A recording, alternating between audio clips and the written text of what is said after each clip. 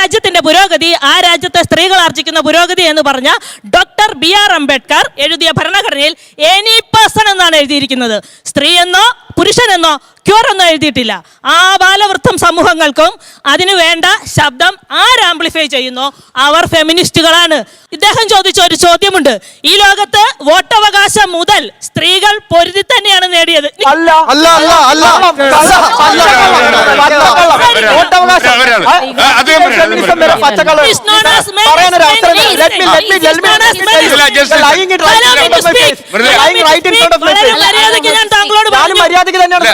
താങ്കളുടെ സംസാരം ഞാൻ എന്റെ ബ്രെയിനിൽ അത് കോഡ് ചെയ്തു. ഞാൻ വളരെ സ്നേഹത്തോടെയാണ് ബ്രദർ ഞാൻ മറുപടി പറയട്ടെ. ഓക്കെ, മറുപടി താങ്കൾ തിരിച്ചു പറയുന്ന മറുപടി കേൾക്കാനും കൂടി ഇനി ഞാൻ നേരത്തെ പറഞ്ഞ ആ പോയിന്റ് എല്ലാവർക്കും ഒരു സ്പേസ് കിട്ടുന്നു.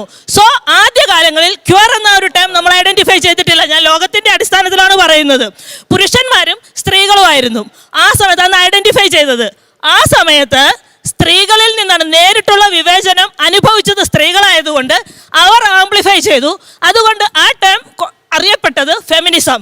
സോ മേ ബി അത് ക്യൂറുകളാണ് തുടങ്ങിയിരുന്നെങ്കിൽ ക്യൂറിസം എന്ന് അറിയപ്പെട്ടേനെ. പുരുഷന്മാരായിരുന്നെങ്കിൽ ഫെമിനിസം എന്ന് അറിയപ്പെട്ടേനെ. ഫെമിനിസം എന്ന് പറയുന്ന ടേം ഉണ്ടാക്കിയത് ചാൾസ് ഫോരിയർ എന്ന് പറയുന്ന ഫ്രഞ്ച് ഉട്ടോപ്യൻ ഒരു തിയറിസ്റ്റ് ആയിരുന്നു.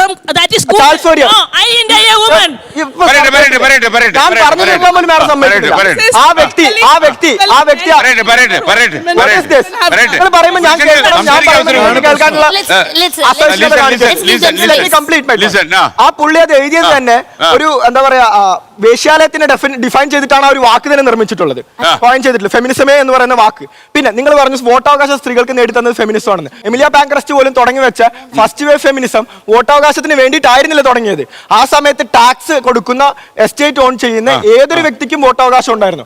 അന്ന് ബ്ലാക്ക് സൈഡിലുള്ള ആൾക്കാർക്ക് വോട്ടവകാശം കിട്ടി തുടങ്ങി എന്ന് കണ്ടപ്പോഴാണ് ടാക്സ് അടയ്ക്കാത്ത white woman why are we black men or black women more privilege than us എന്ന് പറഞ്ഞ് തുടങ്ങി വെച്ചൊരു സാധനമാണ് ഫെമിനിസം. ആ സമയത്ത് ബ്ലാക്ക് ഫീമെയിൽസിന് വോട്ടവകാശം ഇല്ലായിരുന്നു.